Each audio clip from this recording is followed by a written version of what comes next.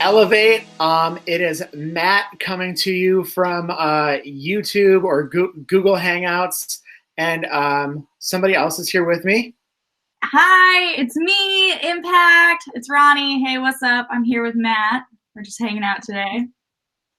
Yes, we are. And so in this season, when we can't be together, we thought it would be a great idea to shoot a video once a week to interact with you guys that we're calling a deeper dive with Matt and Ronnie. And I thought about doing a deeper dive with Mr. Pickles and the Ron like we did for our New Year's Eve party a few years ago. But I thought that'd be an inside joke and not many people would.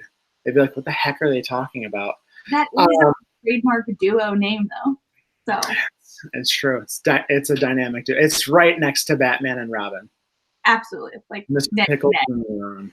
Mm-hmm.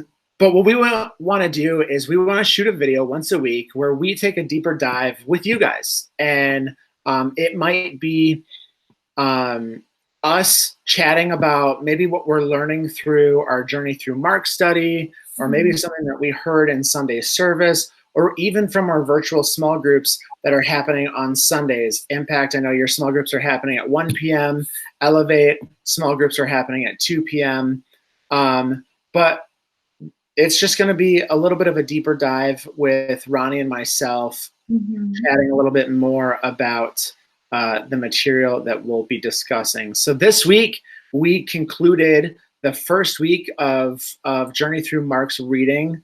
And so, Ronnie, why don't you take it away and share some of your learnings and share the challenge, what this week's challenge was. Yeah, absolutely. So today, Matt and I are going to be talking through the last day of this week's reading, which you should have done today. And if you haven't, you can do it now as you watch this video. And what's really cool about this reading is we're ending chapter 4 in the book of Mark, is it ends with a challenge. And so I kind of want to read through the challenge real quick, and we're going to talk about what that is and just how I interacted with it. And so the challenge is this. Reread the parable that stood out to you the most in chapter 4. Then try to rewrite it using a metaphor that's relatable to you.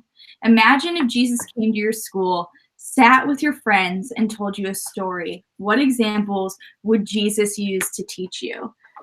And I read that challenge, and I'm like, I don't know, because I even feel like Jesus's parables in that time were hard for the Pharisees and people to hear, to sometimes understand and kind of gauge what Jesus was talking about. So I'm like, I feel like no matter what Jesus talks about, even if he came and sat down with me today, I might not understand it, and it might not be as easy for me to decipher as I think, but I still tried to be as clear as I possibly could. And so the parable I wanted to talk through, and what you guys need to know about chapter 4 is that Jesus actually uses a lot of parables because he decides to just keep responding to the people he's talking to in parables. And he even talks about how people might not be able to understand what he's saying.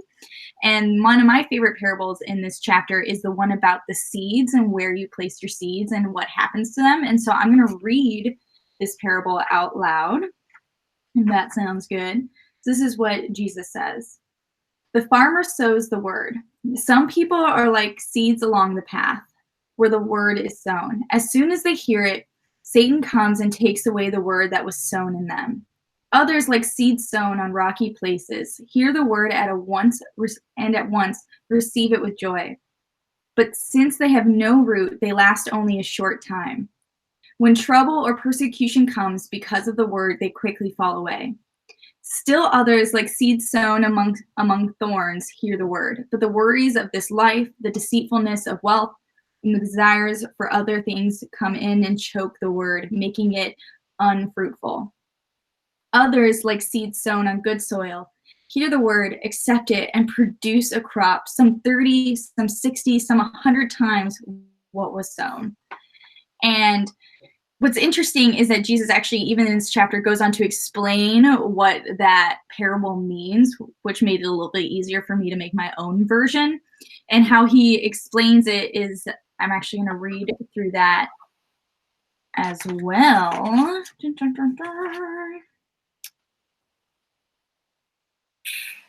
Wait, did I not highlight? Okay, wait, I'm not going to read through that.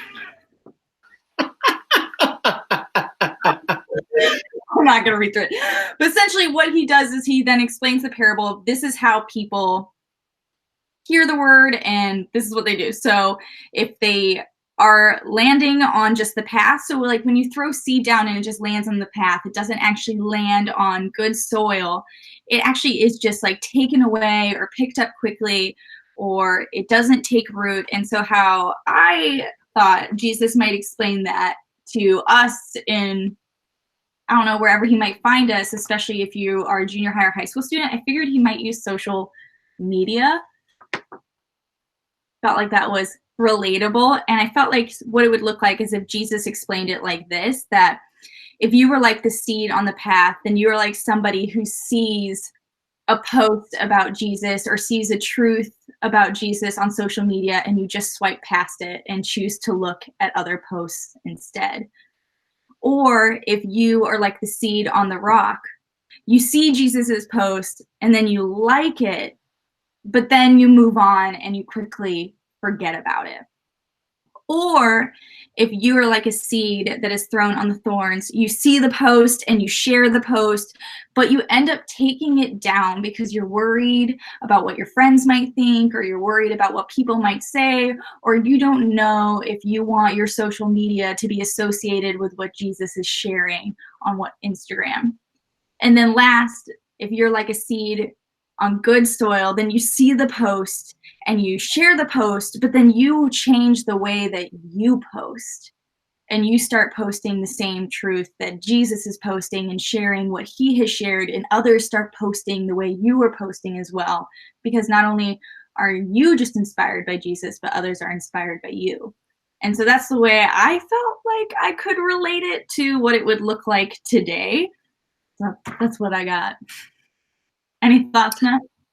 No, I think that's awesome, and I think one of the things that's interesting, like some of the phrasing that Jesus uses often, is like it goes back to what you were saying, how like sometimes I don't know if I'd understand what Jesus was saying if he was talking to me right now, and Jesus even like points that out. Even when he's teaching, because he constantly says things like, whoever has ears, let him hear. And even the disciples were like, what? And then what you were looking for was on the next page, starting in verse 13. And then Jesus, verse 13 through 23, basically describes it like, hey, idiots, this is what I'm trying to say. But Jesus uses that phrase a lot. Whoever has ears, let him hear. And I think that's it's interesting, because I think sometimes we take the words of Jesus at face value, and don't think about them or let them sink in. And so I know that I'm guilty of that. I'm sure I'm the only one who's guilty of that. But for your knowledge. So no, and so yeah, that's really good. That's really good. The thing that stuck out to me from this week's reading, obviously the parables are great. They're great teaching examples and great analogies to help us gain a deeper understanding. But honestly, the thing that stuck out to me the most was not the parable, but it's actually how chapter 4 ends. And it ends starting in verse 36. It says, leaving the crowd behind, they took him along just as he was in the boat. There were also other boats with him. A furious squall, which I love that word. It's a storm. It sounds like a fight broke out. A furious squall came up, and the waves broke over the boat so that it was nearly swamped. Jesus was in the stern, sleeping on a cushion, which I also love the fact that he was like, deuces, I'm out, just sleeping. The disciples woke him up and said to him, "Teacher, don't you care if we drown?" And he got up, rebuked the wind, and said to the waves, "Quiet, be still." Then the wind died down, and it was completely calm. He said to his disciples, "Why are you so afraid? do you still have no faith? Mm. They were terrified and asked each other, who is this? Even the wind and the waves obey him. Yeah. And I think a lot about, honestly, just the current state of our world, with the coronavirus pandemic. There is a lot of fear and anxiety that is just running rampant in our world. And it's causing, I think it's really showing our true colors as humans. Yeah. What are we leaning more into? The safety and the well-being of others, and making sure that maybe those who are less fortunate have the resources that they need. Or are we leaning into ourselves, and are we hoarding? And is a selfish attitude kind of rising up in us of, I have to make sure that I survive this, and I don't care about other people. Mm. And I think if Jesus was in the room with me right now saying, like, how would I respond to that? Like, I think he would say, hey, you don't have to be afraid. Mm. Even though you might feel like you are in a furious squall. I love that word. I'm just going to make it my goal to use that word as often as possible. Even though it might feel like you are surrounded by wind and waves, metaphorically, of course, that God's still there. Yeah. That He's still in control. And so I think this passage, this chapter, was really timely for me, of just trying to figure out how to navigate the current state of our world. And so, so I'm just trying to remember that God's in control. It's not me. And I hope that in this season, I am challenged more and more to think about myself less, and think about how I can be helping others as well. Oh, absolutely. And I think, like, you can take that and you can take what these parables are talking about and what Jesus is telling us to do, which is to hear him, to like hear him and to listen to him and actually let that sink in and affect the way we live our life, affect the way we love him, affect the way we love our families, our friends, the way we love strangers.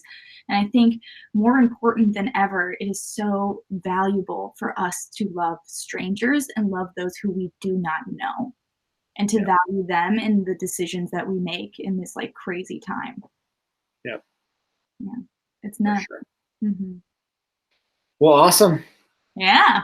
Roni, would you like to close us out in a quick prayer? And then that will be episode 1 of A Deeper Dive with Matt and Roni. Woo! Mr. Pickles and LaRon. But yes, I'll pray for us. All right. Dear God, I just thank you so much for today and the opportunity Matt and I have to come together and just talk about what we are learning when we read through Mark. And just thank you so much for its timeliness. And God, I just pray that you can just really help not just Matt and I, but anybody who watches this video, anybody who is a part of your church, and anybody who loves you, to love others well and to really just do the best we can to exude and love and care and compassion, and to trust in you, God, and to not be afraid. God, I pray that you help us with every step we make, and that we can find peace in you in this crazy time. It's in your name. Amen. All right. Awesome. Thanks for tuning in. Roni, thank you. Yeah. And that's it. What? We'll see you guys later. Bye, guys.